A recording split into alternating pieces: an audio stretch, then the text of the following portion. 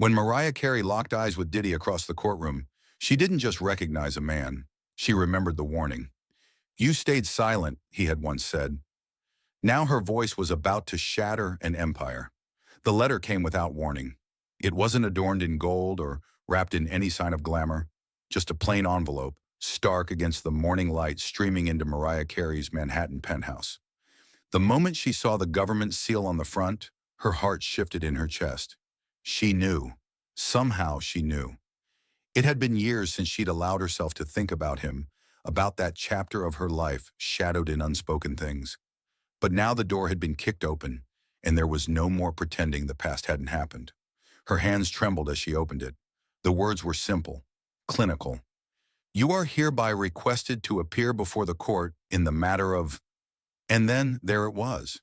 His name, Sean Combs, Diddy, the man whose charm had intoxicated the industry for decades, the kingmaker, the untouchable. And here she was, being asked, no, summoned to testify. She sat down slowly, the weight of that moment cracking through her spine like ice. For the public, Mariah was untouchable too, a legend, the diva of all divas, the voice of Christmas, the comeback queen. But behind that glamorous veneer was a history she'd worked tirelessly to bury. In the late 90s and early 2000s, their circles had overlapped in ways too many found convenient to forget. They weren't lovers. No, something worse. They were two stars trapped in the same storm.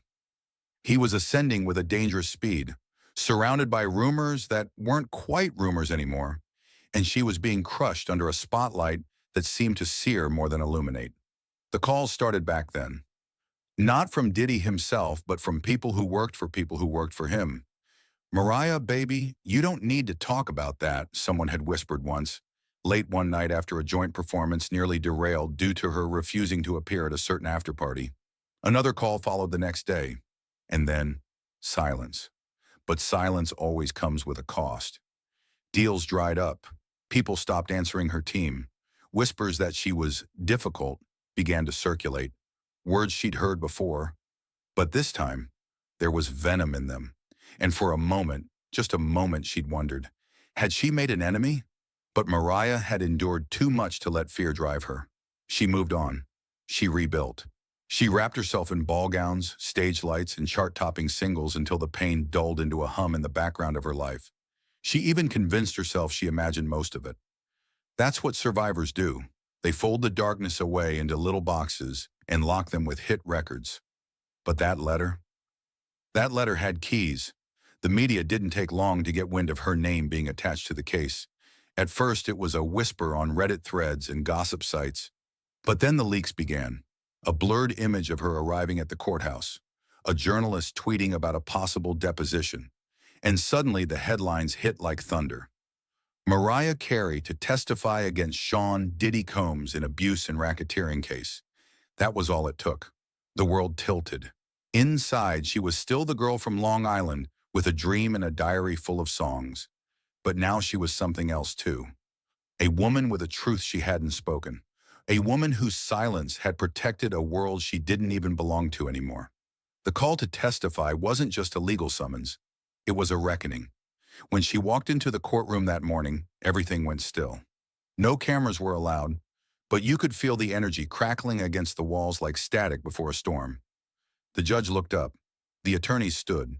Even Diddy, seated at the defense table, raised his eyes. And when they met hers, something passed between them. Not recognition, not familiarity. Something older, something raw. A memory neither of them wanted to admit existed. Mariah didn't look away. She held his gaze not with defiance, but with quiet knowing. She knew what this moment meant, knew what it would unravel. She had heard things over the years, stories, screams through studio walls, contracts rewritten overnight, young girls who disappeared from the scene without a trace. And she'd stayed silent because the world taught her to be. Because when you're a woman in music, your voice is only valuable when it's singing, not speaking. But now the time for singing had passed. And her voice, the very instrument that had made her immortal, was about to do something even more powerful. It was about to tell the truth. The prosecutor rose and began to read her credentials, though everyone in the room already knew who she was. Platinum records, Grammys, sold-out tours. But none of that mattered now. The courtroom didn't care about fame. What they wanted was testimony, fact, truth. And Mariah had enough of it to set fire to a kingdom. Still, as she sat there, hands folded, lashes lowered, she couldn't help but feel that familiar chill run through her. The one she felt back then. The one that told her that something wasn't right. That behind the glitz and gold-plated contracts, there was a machine running on silence and fear. And she had fed it once. Not by choice, but by necessity. Survival. Now she was done surviving. Now she was ready to speak. The courtroom wasn't just a place of justice, a stage. For Mariah Carey, who had spent decades mastering her performance for adoring crowds, this stage felt different. There were no glittering lights, no crescendos to hide behind, no backup vocals to soften the truth. Just a chair, a microphone, and a truth too long unspoken. When she took the stand, the room felt like it inhaled collectively. She didn't wear a dramatic gown or diamonds that sparkled beneath the fluorescence. She wore dignity, a quiet power in a tailored black suit. Her hair softly pulled back like she meant business, not spectacle. Her voice, that famous voice that had scaled heavens, spoke in a tone the world had never heard from her before. Low, steady, and painfully human. She was asked when she first met Sean Combs. 1997, she answered, just 1 year after her divorce from Tommy Mottola.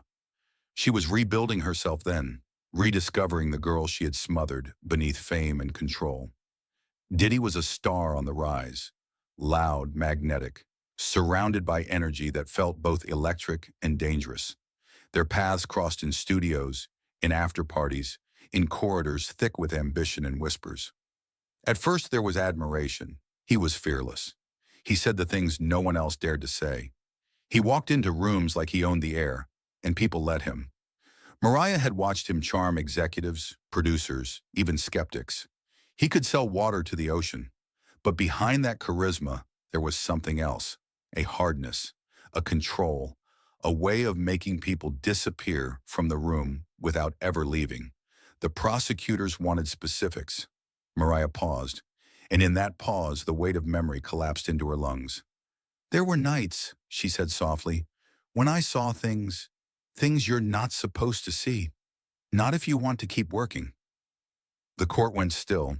She spoke of a party in Manhattan, a private affair, invite only, the kind of event where cell phones were confiscated at the door and NDAs were signed without question.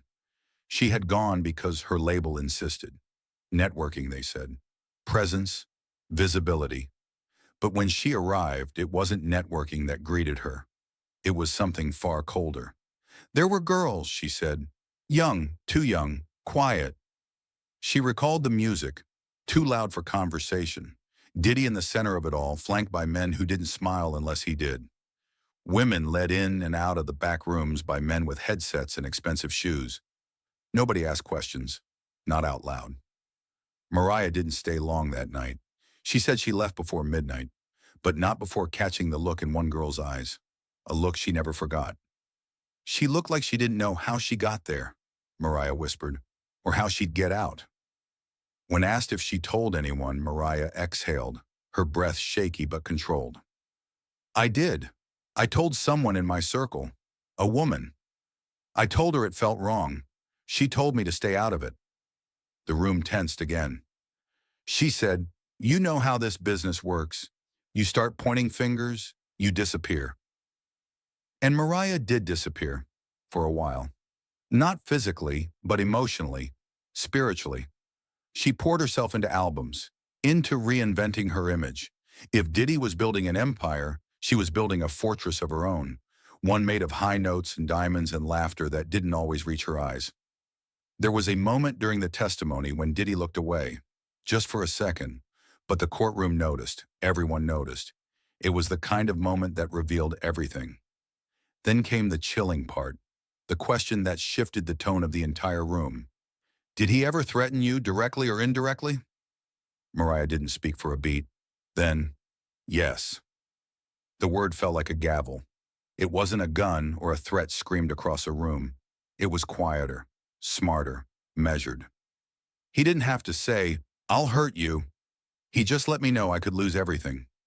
She described a phone call after she declined to collaborate on a track being produced under his label. She had been polite, apologetic even. Her schedule was full, but the response wasn't what she expected. "He called," she said, "or someone from his office did. Told my team I was making dangerous choices. Told them I needed to be careful which doors I closed." Those words haunted her, not because of what they said, but because of how many people around her accepted them without question. And that was the game, wasn't it? It was never about screaming threats or swinging fists. It was about whispers, about power disguised as generosity, about making you think you owed your silence to the people who opened doors for you. Mariah's voice never wavered, even as her eyes glistened with memory. "I know what I saw. I know what I felt. And I stayed quiet for a long time, because that's what women in this industry are trained to do. But silence doesn't protect you. It just builds the walls of your own prison." She looked toward the jury then, not with pity, not with performance, but with the kind of truth that makes even strangers feel complicit. And somewhere in the back of the room, a young woman, maybe a journalist, maybe a survivor herself, wiped her eyes with the sleeve of her sweater. This wasn't just testimony, it was a rupture. And Mariah Carey, the woman the world had crowned with glitter and tiaras, was finally done swallowing secrets. It was no longer just a trial, it was a reckoning. The walls of the courtroom, once thick with the silence of fear and influence, were now beginning to breathe the stories that had been hidden in whispers for decades. Mariah Carey's testimony hadn't just startled the room, it had cracked something open. And what spilled out next were the shadows people pretended weren't there. The prosecution called on others, industry insiders, forgotten assistants, ex-security guards, a handful of producers who had once orbited Diddy's world like satellites. Some were nervous. Others came in defiant, perhaps hoping to bury their guilt by finally exposing his. But the one who held the room hostage without ever raising his voice was a man named Ellis, Diddy's former personal driver. He looked like a man who had seen too much and said too little. His hands shook as he held the Bible before testifying, and his eyes darted around the courtroom like he was checking for exits even while sitting still. When asked why he had agreed to come forward now, his answer was simple. "I saw what Mariah said. I couldn't keep swallowing it either." He drove Diddy for nearly 7 years. That meant 7 years of being invisible while knowing everything. Drivers heard the most because no one filtered themselves when the car doors shut. Deals, threats, lovers, bribes. It all unfolded in the back seat, just inches behind Ellis's silence. "There were nights I picked up girls who looked too young to know what kind of world they were stepping into," he said quietly. "They were told it was a party. They were promised someone would help them with music, modeling, something. But I knew that wasn't what was waiting for them." His voice cracked slightly. "One girl. She couldn't have been older than 16. She was shaking. I remember she kept asking if I thought her makeup was okay. Said it was her first real party in the city." The courtroom seemed to freeze. The jury didn't blink. Ellis stared down at his hands, remembering too vividly. "She didn't come back out with the rest," he added. "I waited until sunrise. Then I was told she had been taken back to Jersey. I never saw her again." He wasn't sure what happened to her. That was how it always worked. Compartmentalized, untraceable, disposable. The defense tried to dismantle him. They asked about dates, asked whether he had any documentation, tried to twist his hesitation into dishonesty. But the damage was done. Truth doesn't need perfect memory. It needs courage. And Ellis had it, finally. Mariah Carey returned to court the next day, not to speak, but to sit in the back. Her presence was quiet, but seismic. Survivors often say the most powerful thing someone can do is simply stay in the room. And Mariah did just that. She didn't flinch when others testified. She didn't leave when the stories got uglier. She sat like she had all the time in the world, like the truth had waited long enough. The next to testify was Tamika, a former stylist who had once worked on a tour Diddy had sponsored. Her testimony wasn't about one explosive moment, it was about patterns, the grooming, the subtle coercion, how people learned to excuse what they knew was wrong. She spoke of how women were told what to wear, what not to say, how to smile just enough to avoid upsetting egos. She said it wasn't just Diddy, it was the culture he created. She talked about a makeup artist who was let go because she spoke up when one girl came out of a private room crying. She talked about how silence became currency. Power doesn't always hit you like a fist, Tamika said. Sometimes it sounds like a compliment. Sometimes it's a smile from the wrong man in a locked room. There was one night she couldn't forget, a hotel suite in Atlanta. She had been sent up to deliver a wardrobe change, only to find the room strangely quiet. One girl sat on the edge of the bed, mascara running down her face. Diddy wasn't in the room, but the door to the master bedroom was closed. She looked at me like I was the last lifeboat, Tamika said. But I didn't say anything. I just left the clothes and walked out. I told myself it wasn't my place. She'd carried that shame for years. Back then, everyone had stories like that. Too many had folded those stories into silence. But now, with every voice added, the courtroom shifted. Diddy no longer looked untouchable. His carefully constructed image, part mogul, part icon, was unraveling thread by thread. He sat mostly leaning over to whisper to his attorney. But there was tension in the way his jaw tightened when Tamika spoke. His eyes narrowed just enough when the names of certain people were said out loud, like he couldn't decide whether to be angry or afraid. Then came a moment no one expected. One of the prosecution's witnesses, an ex-record executive, was asked whether Diddy ever admitted guilt in private moments. The man hesitated. "There was a night," he began, "years ago. We were drinking, celebrating a deal."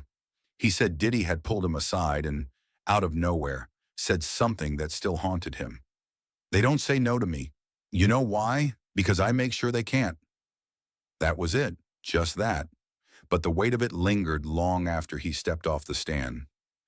Every piece of testimony began to stack, like bricks in a wall that could no longer be ignored. It was no longer about proving what happened on one night or in one hotel. It was about showing the architecture of abuse, how it flourishes in silence, how it wears the mask of power, how it invites the world to dance and hides its victims behind closed doors. Back in her seat, Mariah didn't speak, but her presence remained like a flame refusing to go out. This wasn't over, not even close. But for the first time, the whispers weren't echoing in the dark anymore. They were being heard. The fourth week of the trial arrived like a storm that no one had fully braced for. The headlines were relentless. The courtroom was packed tighter than ever. Press, observers, a few familiar faces from the industry who had once stood beside Diddy, now seated behind the prosecution's bench in quiet disbelief. But what none of them expected that morning was that Mariah Carey would return, not as an observer, but with something left to say. Her return to the stand wasn't planned, at least not publicly, but her attorneys had filed for an extended testimony session in light of the new testimonies that had surfaced, particularly Tamika's and Ellis's. The judge allowed it. The defense objected, of course, but the courtroom tension overrode the noise. Mariah took the stand again, wearing a soft navy suit and a quiet, almost still expression. This time there was no preamble, no warming up to the truth. She went straight in. "You heard pieces," she said calmly. "Now you'll hear the song." She wasn't just speaking for herself anymore.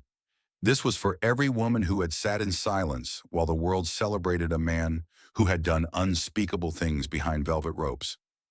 She recounted a night in 1997, one that had been written off as just another party in the tabloids, but one that had stayed etched into her memory like a wound that refused to scar. Diddy had invited her to a celebration dinner. She was told it would be intimate, just a few friends. He said he wanted to talk about producing something revolutionary, a collaboration that would change the way the world heard her voice. It was flattering. He had just signed two massive artists. His empire was expanding. She agreed. The dinner was at a penthouse suite overlooking the city, but when she arrived, the setting was strange. There were no dinner plates, no music, just candles, a few bottles, and a few unfamiliar men. "I was overdressed," she said, laughing bitterly, "because I thought I was walking into a meeting." She remembered feeling immediately uneasy. The other men didn't speak to her. Diddy poured her a drink and kept insisting she relax. He said, "Tonight, it's not about music, it's about magic." She tried to laugh it off, tried to steer the conversation back toward work, but the tone had shifted. And then he said something she never forgot. "You're not Mariah here. You're mine tonight." It wasn't a joke. And suddenly the silence of the room turned into something else, something heavy. She left. She walked out without finishing her drink, without saying goodbye.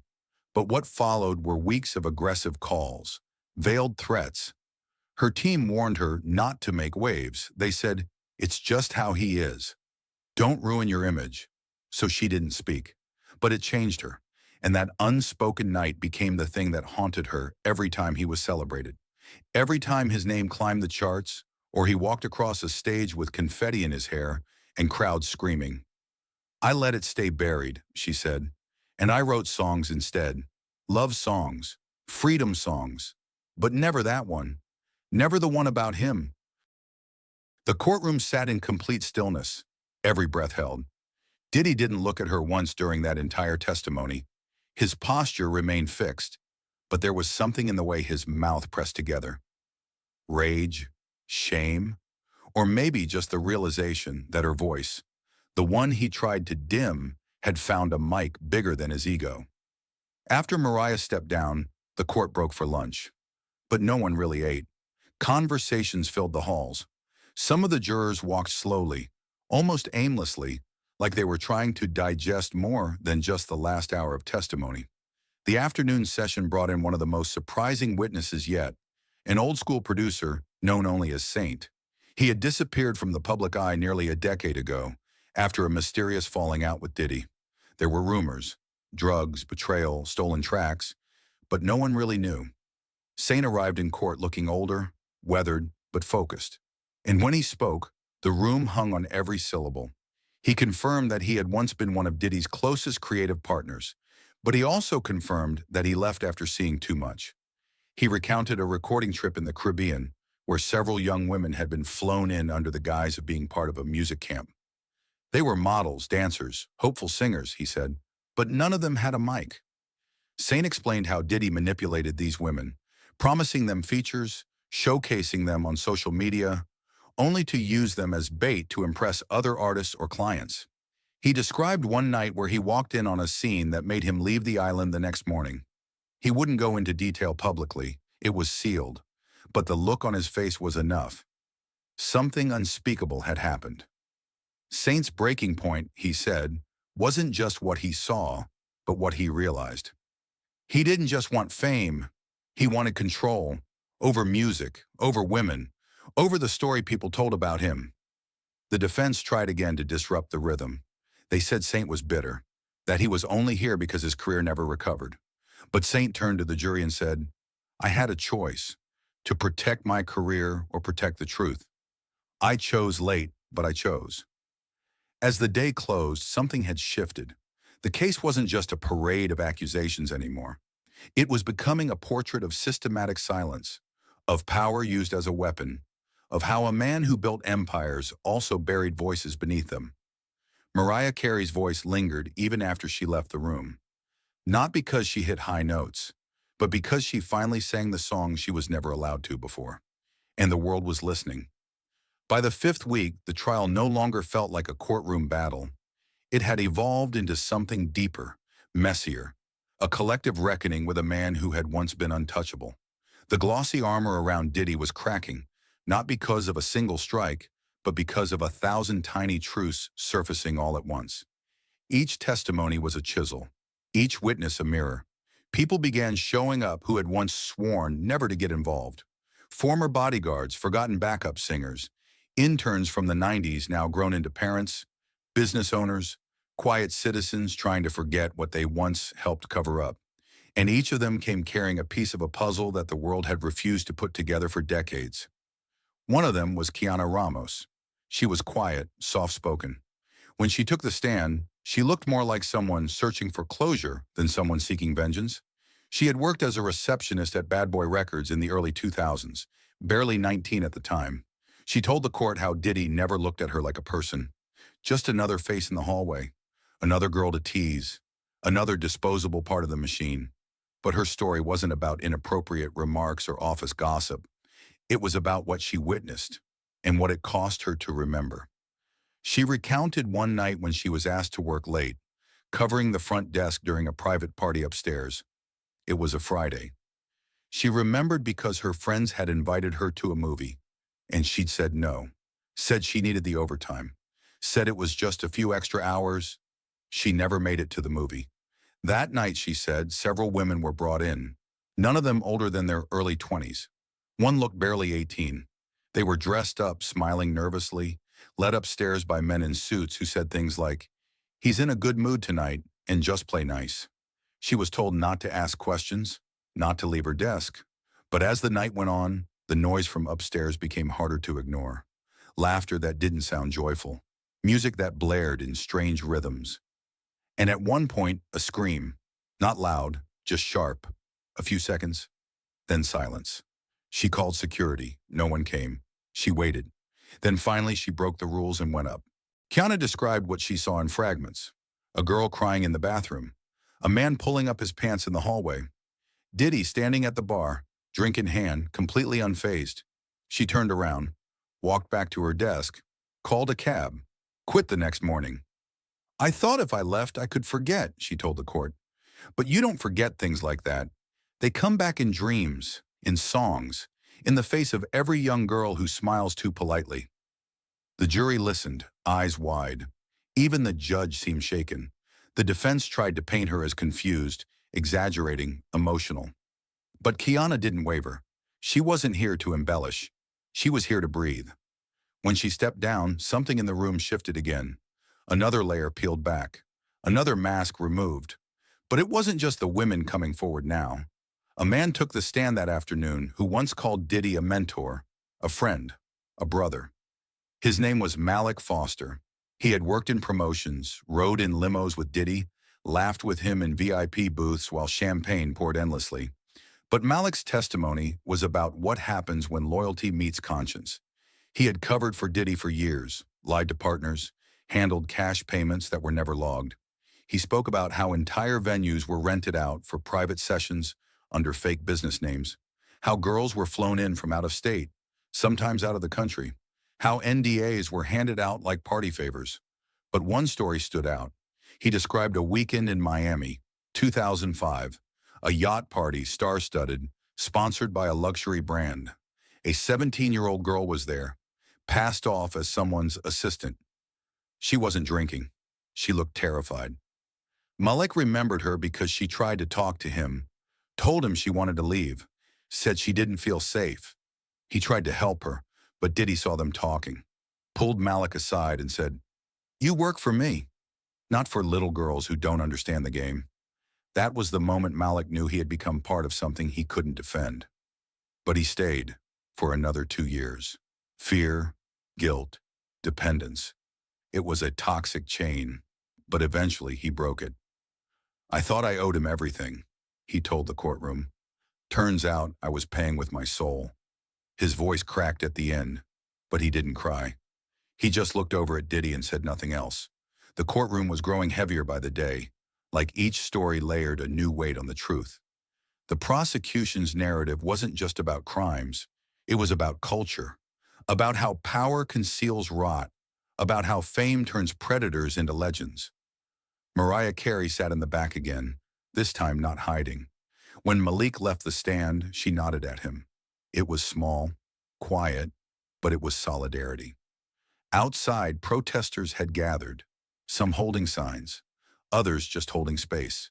The world was watching now, not just through gossip blogs and morning shows, but with eyes wide open. Diddy remained still. His legal team strategized in whispers. His fans online tried to spin doubt, but inside the courtroom, the doubt was thinning. What remained was gravity. The trial wasn't over yet. The defense hadn't launched its full counter. But in that moment, even before a verdict, something had already been broken. A myth, a mask, a legacy once built on platinum records and flashy awards, now lying in pieces under the weight of voices long silenced. And those voices were no longer whispering. They were roaring.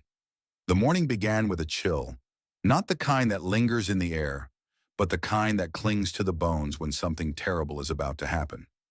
Cameras flashed outside the courthouse. Reporters whispered, speculated, reached for their microphones with trembling fingers.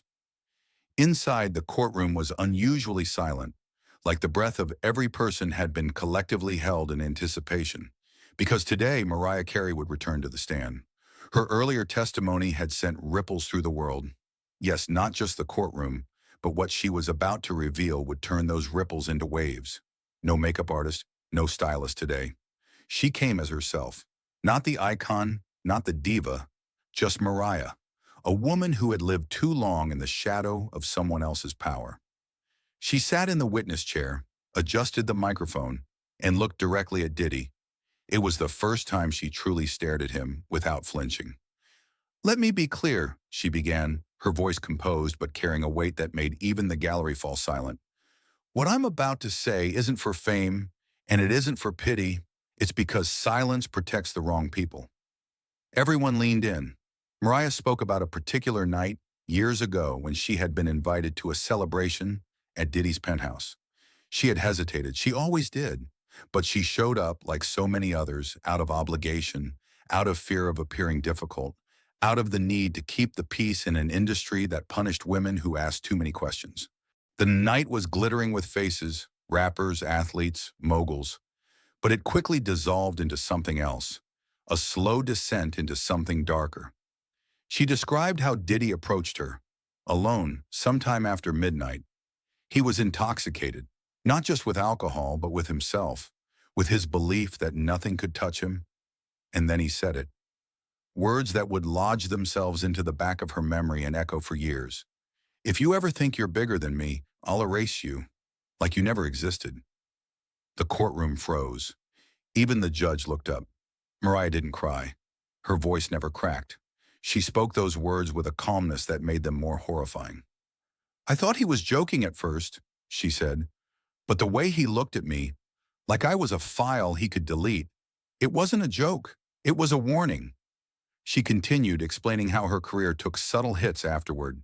Certain collaborations vanished, invitations rescinded, quiet sabotage. It was never loud, it was never traceable, but it was deliberate.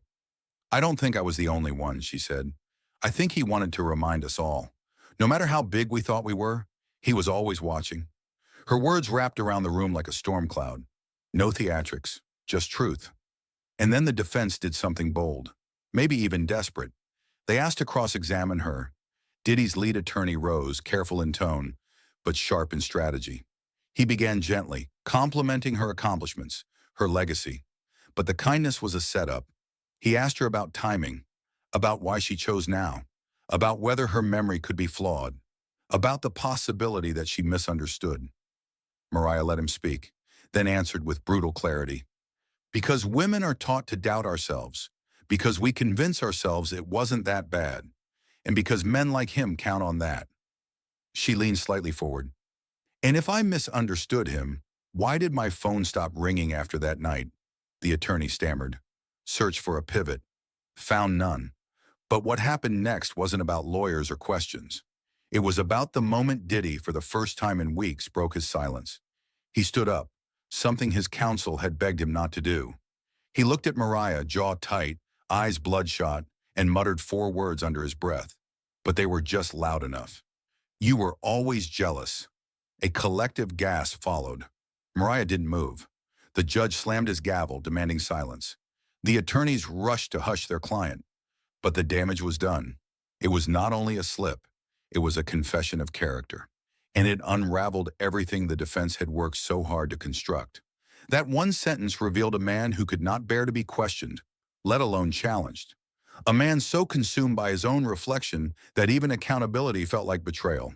The jury watched. They had been composed for weeks, but now their eyes narrowed. Something shifted. Outside, the crowd swelled. Protesters, supporters, survivors. Some held signs quoting Mariah's words. Others simply stood in silent witness. The trial had become more than a legal proceeding. It had become a mirror held up to the entertainment industry, to the culture of silence, to the false gods built of fame and money and fear. Inside, Mariah stepped down from the witness stand, heels clicking softly on the wood floor, echoing louder than any song she had ever sung. Diddy sat back down, face flushed. For once, he looked unsure. The courtroom did not resume quickly. It couldn't. The air was too thick, too full of things that had gone unsaid for too long, too full of truth. The prosecution rested their case that afternoon. No dramatic speech, no fanfare. They simply said, "The people have shown who he is." And they had. One by one, piece by piece, truth had broken through. Not just in facts, but in feelings, in memory, in pain that refused to be polite anymore. As the sun set behind the courthouse, the world outside began to whisper something new. Not about gossip, not about celebrity, but about justice. And for the first time in decades, even the untouchable looked human. The final days of the trial moved like thick molasses, slow but heavy, as though the weight of every testimony clung to the courtroom walls. The crowd outside had doubled and then tripled. What started as whispers had become a roar, not of outrage alone, but of reckoning. Inside the courtroom, Diddy sat still, hands clasped so tightly his knuckles had turned pale. His legal team looked exhausted, the once confident rhythm of their defense crumbling beneath the weight of voices that refused to be silenced. Witnesses who were once terrified to speak had now found a kind of strength in each other. The tide had turned, and he could feel it. But the silence between the walls was what struck the hardest. Not a single word was spoken out of turn anymore. The courtroom had become a place of listening, of breathing in every single syllable that fell from the mouths of the brave. No distractions, no coughing, no shuffling feet, just silence and the truth that filled it. The prosecution, in their final movements, played recordings. They were scratchy, sometimes hard to hear, but real. They didn't play them for shock value. They played them because they needed to be heard. In one, a woman's voice, quivering and frightened, described a night she tried to forget. In another, laughter, Diddy's, cold and cruel, mocking, layered over someone else's fear. These were not full confessions, but they were glimpses, enough to paint a portrait of arrogance, power unchecked, and the cruelty that follows when someone believes they can never fall. Mariah sat in the front row now. Not on the stand, not a performer, but a presence, solid and still. She didn't flinch anymore when her name came up. She didn't hide her face when reporters shouted questions outside. Something inside her had settled. Not peace, but resolve. The kind of quiet strength that doesn't need to scream to be heard. Diddy hadn't spoken again since his outburst. His attorneys had tried to frame it as emotional, a momentary lapse. But the jury saw it for what it was, authentic. And that truth carried more weight than all the statements he hadn't made. A surprise witness was brought in before closing arguments. A studio technician from the early 2000s. A quiet man, older now, with eyes that looked like he hadn't slept in years. He didn't have headlines attached to his name. He hadn't walked red carpets, but his words drew every head forward. He spoke of nights in the studio, of things he was asked to ignore, of doors that were shut and music that was turned up too loud, not to block out creativity, but cries. He'd told no one, afraid of losing everything. But watching others step forward had finally broken something in him. "They made me feel like I was crazy," he said, looking at no one in particular. "Like if I talked, no one would believe me. But I wasn't crazy. I was just scared. We all were." His voice cracked, but he didn't stop. And when he finished, the room didn't erupt in noise. It remained still. That same sacred stillness that had haunted the trial from the beginning. It wasn't just a courtroom anymore. It was a confession booth for an entire industry. The judge instructed the jury soon after. Words, long and legal, poured out in practiced monotone. But every person in that box listened with a new understanding now. They weren't just deciding the fate of one man. They were being asked to draw a line in the sand. The closing arguments came and went, like final breaths before something ends. The prosecution was steady, no theatrics, just a list of voices, a mosaic of experiences that, when placed side by side, revealed a truth too large to ignore. The defense tried, clawed desperately to plant doubt, but their words sounded hollow now, echoing in a space too full of lived pain. Outside, the city waited. Protesters, fans, survivors, strangers.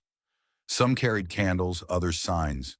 Some just stood in silence, shoulder to shoulder with people they'd never met, bound by something unspoken, a shared need to see justice move, even if only 1 inch forward. Inside, Diddy looked smaller, not in body, but in presence. The shine had dulled. The arrogance, that once palpable aura of invincibility, had fractured into something else, something hollow, something frightened. He looked at the jury only once as they filed out to deliberate. Just one glance. It was quick, but not pleading. More like curiosity, as if he couldn't quite believe that his fate was no longer in his own hands. Mariah remained seated even after the judge adjourned. People rose, shuffled out, whispered amongst themselves. But she stayed, watching the empty witness stand. The silence around her wasn't uncomfortable. It felt earned. She thought of others, names that hadn't come up in court, faces she hadn't seen in years, women who had stopped singing, men who had disappeared from studios, all the ones who had quietly walked away from their dreams because someone made it unbearable to stay. She whispered something to herself before standing. Not a prayer, not a curse, just a truth. You don't get to erase us. The words vanished into the air like smoke, but they were real. Like everything else that had been finally said, they were undeniable. And as the doors closed behind her and the courthouse emptied, a storm that had brewed for years began to settle. Not in finality, not in victory, but in the truth that had been spoken. And the silence that followed that truth was no longer a prison. It was a beginning.